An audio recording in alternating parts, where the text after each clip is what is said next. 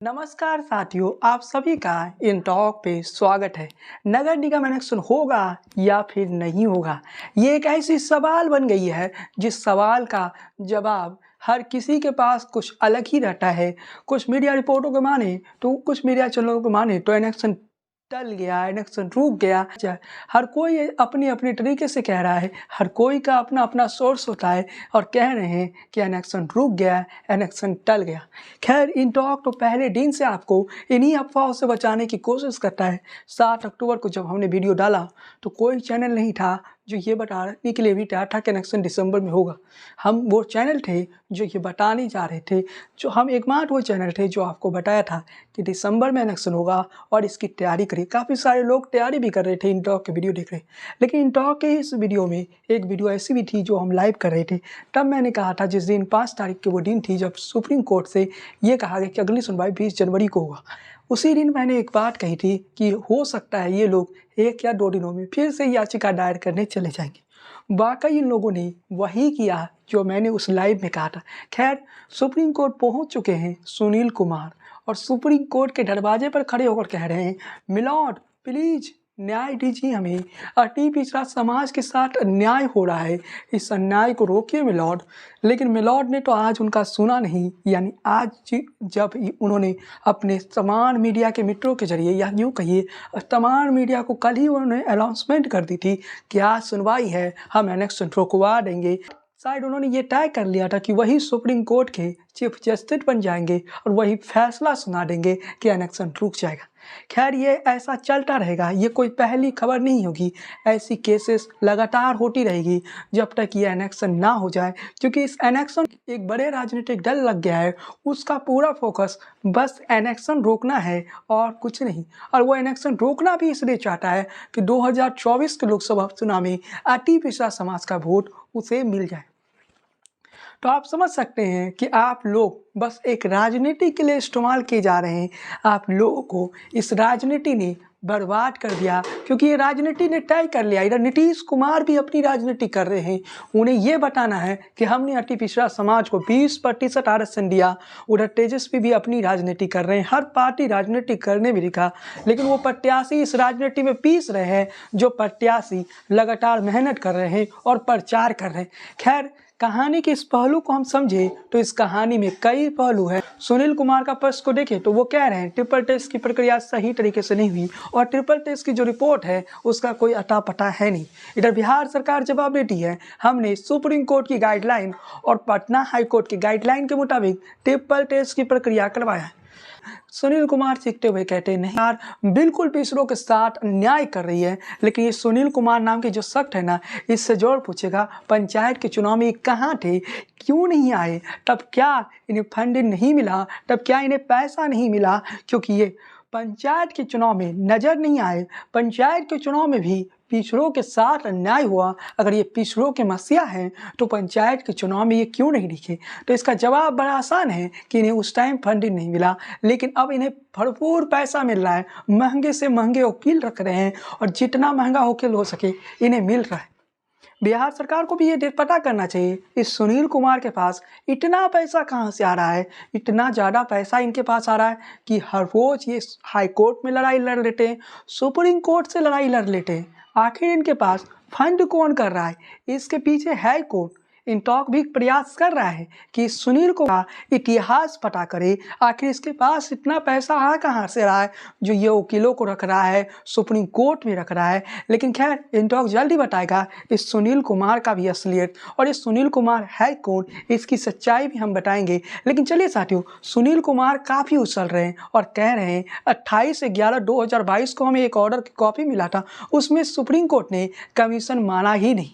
अब साहब, सुनील कुमार से कोई पूछे कि आपने जो बताया उसी बात पे हम चलते हैं सुनील कुमार जी, कि सुप्रीम कोर्ट ने कमीशन नहीं माना, कमीशन को काम करने से मना कर दिया। अब सुप्रीम कोर्ट के उसी जजमेंट को हम मानते हैं, हम कोई और नया जजमेंट नहीं, सुप्रीम कोर्ट के 28/11/2022 के जजमेंट को मानते हैं और पूछते हैं सुनील कुमार के कि कमीशन तो पहले से गठित हो गई थी।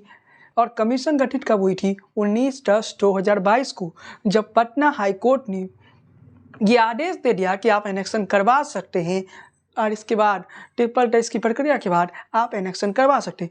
पटना हाईकोर्ट ने इस कमीशन को मान्यता दी, तब यह कमीशन काम करने की शुरुआत की। दूसरे तरफ सुनील कुमार शायद सुप्रीम कोर्ट को अंधेरे में रखा होगा कि ये कमीशन को आप गठित करने से मना कर दीजिए, ये कमीशन तो पहले से गठित हो गई थी।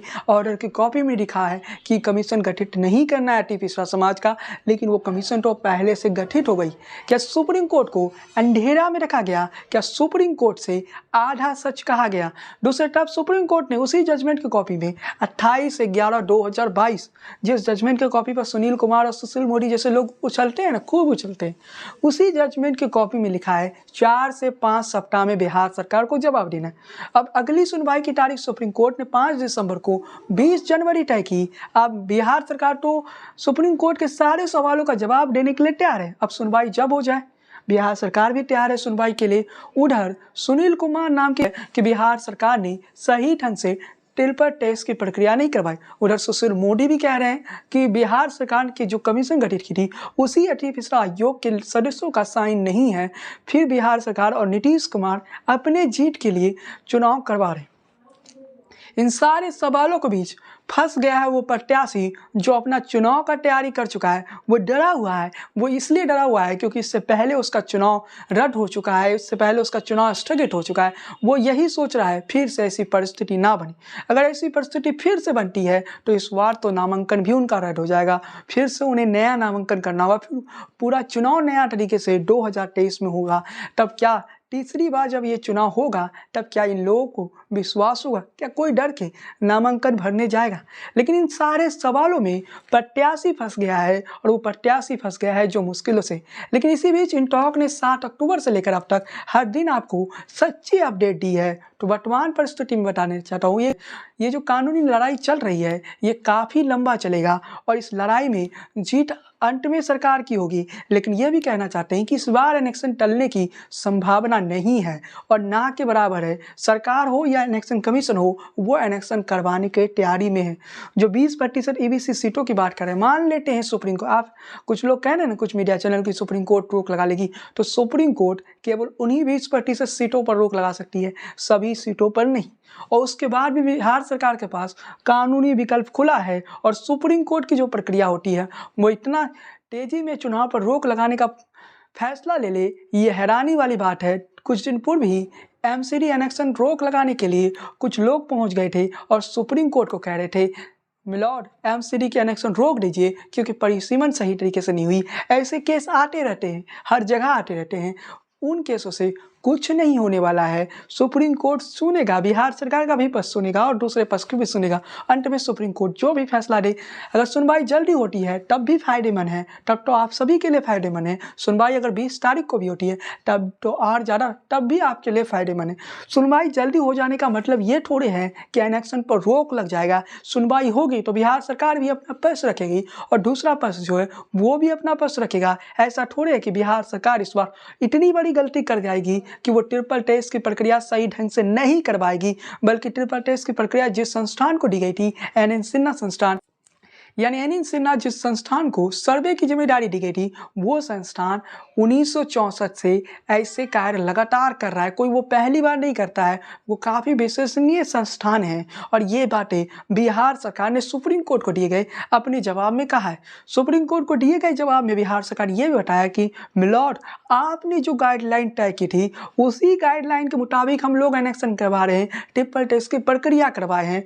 यहाँ तक सुप्रीम कोर्ट को जवाब में बिहार सरकार ने कहा है कि हमारे जो आयोग गठित हुई थी, जिसे राजनीतिक आयोग भी कह रहे हैं बीजेपी के लोग, उस आयोग ने पूरे बिहार में घुमा, हर जगह सर्वे किया, और वो सर्वे काफ़ी विश्वसनीय थी और वो सर्वे काफ़ी सटीक थी। यानी मिलॉर्ड को बिहार सरकार ने कहीं ना कहीं प्रभावित करने की प्रयास, मिलॉर्ड को बिहार सरकार ने कहीं ना कहीं जो धारतर की सच्चाई थी उससे अवगत करवाने का प्रयास किया। उधर दूसरे पक्ष भी अपना पक्ष रखेगा, और पक्ष है उनका यही आरोप है, ये जो गठित आयोग है, जो अति पिछड़ा आयोग बना, ये आयोग आरजेडी और जेडीयू का है। लेकिन बिहार सरकार ने सुप्रीम कोर्ट के ही जवाब में इस बात का भी जिक्र किया कि हमने मध्य प्रदेश के तर्ज पर अपना आयोग बनाया है। मध्य प्रदेश जिस प्रकार से अपना अति पिछड़ा आयोग गठित की थी, उसी तरह से बिहार सरकार ने भी अति पिछड़ा आयोग को गठित किया था। इसके साथ ही बिहार बिहार सरकार ने ये भी बताया है कि जो आरोप लगाए जा रहे थे कि ये आरजेडी और जेडीयू का आयोग है, उसी पर बिहार सरकार ने ये भी जवाब दिया है। सरकार ने जवाब दिया कि हमारे आयोग का राज्य स्तर पर जो अध्यक्ष है वो पटना हाई कोर्ट के रिटायर्ड जज हैं। सुप्रीम कोर्ट की गाइडलाइन क्या थी कि आप रिटायर्ड जज के मुताबिक ऐसे आरोप लगाए जाते हैं। तो यहाँ पर बिहार सरकार ने बताया कि हमने रिटायर्ड जज के नेतृत्व में इस कमेटी को गठित किया है, यानी जो अति पिछड़ा आयोग के राज्य स्तर पे अध्यक्ष हैं वो पटना हाई कोर्ट के रिटायर्ड जज। इन सारे सवालों और पहलुओं के बीच अब मिलोट को ये तय करना है बिहार सरकार सही है या बिहार सरकार के अगेंस्ट में जिन लोगों ने केस किया है वो लोग सही है। दोनों बातों को और दोनों पहलुओं को हम रखने की प्रयास कर रहे हैं और बताने का प्रयास कर रहे हैं। लगातार हम पर यह आरोप लग रहा है कि हम बिहार सरकार के वकील बन चुके हैं, लेकिन हम कहना चाहते हैं कि हम कानूनी प्रक्रिया पर चर्चा कर रहे थे और कानूनी प्रक्रिया को देखें तो बिहार सरकार काफ़ी ज़्यादा स्ट्रॉन्ग है, बिहार सरकार कमज़ोर नहीं है। अगर सुनवाई की तारीख जल्दी भी मिलती है तो ये लोग जो उछल रहे थे ना जिस ऑर्डर की कॉपी पर, वो ऑर्डर की कॉपी किसी रद्दी में फेंका मिल जाएगा आपको, क्योंकि उस ऑर्डर की कॉपी में अगर आप ध्यान से पढ़िएगा तो उसमें यह कहा गया कि आयोग गठित नहीं करना है, अति पिछड़ा आयोग गठित नहीं करना है।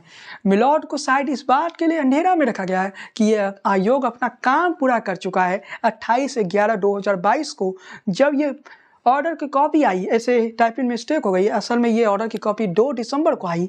उससे पहले आयोग ने अपना काम पूरा कर लिया। जो हमारे पास इंफॉर्मेशन है 26 या 27 नवंबर को ही काम पूरा हो गया। आप कहते हैं आयोग को गठित नहीं करना चाहिए, दूसरे पहलू को देखें तो ये आयोग पहले ही अपना काम कर चुका है और कोई चोरी छिपे बिहार सरकार ने आयोग नहीं बताया, बल्कि पटना हाईकोर्ट में गए और कह दिया कि हम इन लोगों को रखेंगे अपने आयोग में, देख लीजिए। तब पटना हाईकोर्ट ने उस आयोग पर रोक नहीं लगाया।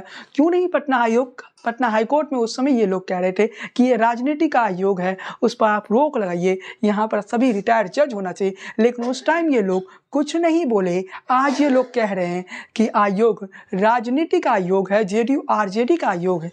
उस टाइम आपने क्यों नहीं बोला? कोई आपके मुंह को बंद कर दिया था क्या? उस टाइम आपको ये नहीं बताना चाहिए पटना हाईकोर्ट को कि ये आरजेडी और जेडीयू का आयोग है?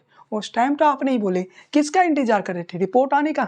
आपने गलती की और उस गलती की कीमत बिहार को वो प्रत्याशी क्यों चुकाए जो आपने की।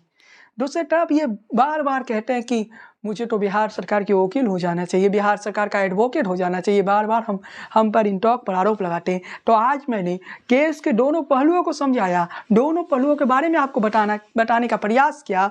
ये जो आरोप इंटॉक पर लगाया जाता है इसे आप केस के तौर पर देखिए कि 19/10/2022 को पटना हाईकोर्ट ने अपनी जजमेंट में कहा कि एनेक्शन कभी भी करवा सकते हैं, बस ट्रिपल टेस्ट की प्रक्रिया पूरी हो जाए। उस टाइम क्या पटना हाईकोर्ट में बैठे जज को ये पता नहीं था? जब बिहार सरकार ने कमीशन की गठित करने के साथ ही उस कमीशन में कौन कौन से लोग होंगे इसका पूरा डिटेल पटना हाईकोर्ट को दिया। तो दूसरे पक्ष के लोग जो आरोप लगाते हैं आरजेडी जेडीयू का आयोग है, वो कहाँ थे? वो क्यों नहीं उस टाइम आवाज़ उठाए? क्यों नहीं पटना हाईकोर्ट को ये बताने का प्रयास किया कि ये जो कमीशन गठित की है इसमें राजनीति वाले लोग हैं, ये लोग राजनीति करेंगे? लेकिन उस टाइम आप चुप थे। आपकी वही चुप्पी कहीं ना कहीं इस वक्त नुकसान पहुंचा रहा है। अब सुप्रीम कोर्ट को भी डिसाइड करना है। सुनील कुमार नाम का सुप्रीम कोर्ट के दरवाजे पर खड़ा होकर चीख रहा है, मिलॉर्ड हमारे साथ अन्याय हुआ, अति पिछड़ा समाज के साथ अन्याय हुआ। सुप्रीम कोर्ट को तय करना है कि इनके बातों में कितना दम है, या फिर ये अपनी राजनीति रोटियां सेकने के लिए सुप्रीम कोर्ट का इस्तेमाल कर रहा है। ये सुनील कुमार नाम के शख्स अचानक प्रकट कैसे हो गया? पंचायत का चुनाव में ये क्यों नहीं आया? तब ये सुनील कुमार कर क्या रहा था? आज सवाल तो इंटॉक भी पूछता है। और ये सुनील कुमार अचानक नगर निगम इलेक्शन में ही क्यों याद आता है कि इनके अति पिछड़ा समाज के साथ बड़ा अन्याय हो रहा है? ये कहाँ थे जनाब? बताइए ना, आप कहाँ थे पंचायत के इलेक्शन में जब 2 अप्रैल 2022 को ये तय किया गया कि पुराने रोस्टर प्रक्रिया के अंतर्गत इलेक्शन होगा? तब भी आप नहीं दिखे। तब आप कहाँ थे? क्या तब आपको फंडिंग नहीं मिला था? तब आपको पैसा नहीं मिला था किसी खास पार्टी से? मैं इतना बता सकता हूँ, बिहार में अगर राजनीतिक तख्ता पलट नहीं होता, बिहार में राजनीतिक सत्ता परिवर्तन नहीं होता, तो अभी आप लोगों का इलेक्शन हो भी गया होता और किसी को पता नहीं चलता, क्योंकि ये सब कुछ राजनीति के चक्कर में हो रहा है। और कुछ लोग अपनी राजनीति रोटियां सेकने के लिए आप सभी के चुनाव को हर दिन ये डराकर आप सभी को हर दिन डरा रहा है कि आज इलेक्शन रद्द हो जाएगा। इलेक्शन रद्द करवाना होता है, मैं फिर से कह रहा हूँ, स्टे ऑर्डर की कॉपी लेके आइए। 28/11/2022 के जजमेंट पे आपको स्टे ऑर्डर की कॉपी क्यों नहीं मिला? सुप्रीम कोर्ट ने स्टे ऑर्डर नहीं दिया था। उसी जजमेंट पर अगर आप उछल रहे हैं तो पता कीजिए उस जजमेंट पर पूरा लिखा क्या है। उस जजमेंट पर यह भी लिखा है कि बिहार सरकार 4 से 5 सप्ताह में जवाब दे। अब सुप्रीम कोर्ट को तय करना है। ये सुनवाई इतना ज़्यादा जरूरी पड़ जाता है कि सुप्रीम कोर्ट बाकी सारे केस को छोड़कर इसी केस के पीछे पड़े। सुप्रीम कोर्ट के हाल के आए एक फैसले में सुप्रीम कोर्ट ने ही एमसीडी एनेक्शन को रोक लगाने से मना कर दिया। अगर वर्तमान परिस्थिति में देखें तो जो चुनावी प्रक्रिया चल रही इस वक्त सुप्रीम कोर्ट का हस्तक्षेप उचित नहीं रहेगा। और संवैधानिक प्रक्रिया को देखें तो इस वक्त चुनाव की प्रक्रिया चल रही है। इस वक्त अगर सुप्रीम कोर्ट हस्तक्षेप करता है तो वो बिल्कुल उचित नहीं है। एमसीडी एनेक्शन में सुप्रीम कोर्ट ने हस्तक्षेप करने से मना कर दिया था। इस वक्त शायद सुप्रीम कोर्ट हस्तक्षेप नहीं करे, क्योंकि यही संवैधानिक दायरा बताता है और संविधान यही बताता है कि सुप्रीम कोर्ट को इस वक्त हस्तक्षेप नहीं करना चाहिए। खैर, सुनवाई हो भी जाए तो इसमें किसी प्रत्याशी को चिंता करने की आवश्यकता नहीं है। बिहार सरकार कह रही है हमने बिल्कुल सही तरीके से अति पिछड़ा आयोग की रिपोर्ट बिहार सरकार कह रही है हम बिल्कुल सही तरीके से ट्रिपल टेस्ट की प्रक्रिया करवाए हैं, मध्य प्रदेश की सरकार के तर्ज पे करवाएं, तो आप निश्चित रहिए इलेक्शन में कोई रुकावटें नहीं होगी। और सुप्रीम कोर्ट में अचानक इलेक्शन पर रोक लगा देता है, ये भी असंभव है। अभी तक के जितने भी हमने फैसले देखे हैं, सुप्रीम कोर्ट पहले ये देखेगा इस केस में कितना मेरिट है, यानी इस केस में कोई मेरिट है भी या नहीं, या फिर ये राजनीति के लिए सुप्रीम कोर्ट का इस्तेमाल किया जा रहा है। ये सुनील कुमार नाम के जो शख्स है ये कितना सच कह रहे हैं, क्या ये राजनीतिक उद्देश्य को पूर्ति के लिए सुप्रीम कोर्ट का इस्तेमाल कर रहे हैं, ये भी सवाल आएगा। क्योंकि सुनील कुमार पंचायत के इलेक्शन में गायब थे। सुनील कुमार 2 अप्रैल 2022 को जब बिहार सरकार ने कही, तत्कालीन बिहार सरकार में जो डिप्टी सीएम थे उस टाइम तारकिशोर प्रसाद, वो बीजेपी के नेता थे, उस टाइम ये सुनील कुमार कहीं प्रकट नहीं हुए। उस टाइम ये सुनील कुमार कहाँ थे? पंचायत के इलेक्शन में सुनील कुमार दिखे नहीं। तो क्या अब ये भी तय करना होगा क्या केवल नगर निगम इलेक्शन को रोक लगाया जाएगा, या फिर पंचायत के चुनाव में जो 20% अति पिछड़ा समाज को आरक्षण दी गई वो भी गलत था? क्योंकि सुनील कुमार के माने तो ये जो आरक्षण की प्रक्रिया है ये बिल्कुल गलत है। तो उसी आधार पे हम ये कह सकते हैं कि पंचायत में जो आरक्षण दी गई वो भी गलत था, वहाँ भी इलेक्शन होनी चाहिए। खैर, इन सभी सवालों का जवाब आने वाला वक्त में मिल जाएगा। सुप्रीम कोर्ट किससे सुनती है, सुनील कुमार का या फिर बिहार सरकार का, ये देखने वाली बात है। लेकिन आज मैंने आपको पूरा केस समझा दिया कि ये मामला बस 20% ईबीसी सीटों का है, बाकी 80% सीटों का इसमें कुछ लेना देना नहीं है। दोनों पक्ष का क्या बात है वो आपको हम बता चुके हैं। जय हिंद, वंदे मातरम। वीडियो पसंद आई हो तो लाइक कीजिए, शेयर कीजिए और अपने दोस्तों के साथ इस वीडियो को शेयर जरूर करिए। अगर फेसबुक पर देख रहे हैं तो हमारे पेज को फॉलो कीजिए, लाइक कीजिए। अगर हमारे यूट्यूब चैनल पर पहली बार आए हैं तो हमारे यूट्यूब चैनल को सब्सक्राइब कीजिए, बेल आइकन क्लिक करना बिल्कुल ना भूले। बने रहिए इन टॉक के साथ। नगर निगम चुनाव से जुड़े हर अपडेट आपको हम सबसे पहले देने का प्रयास करेंगे। जय हिंद, वंदे मातरम।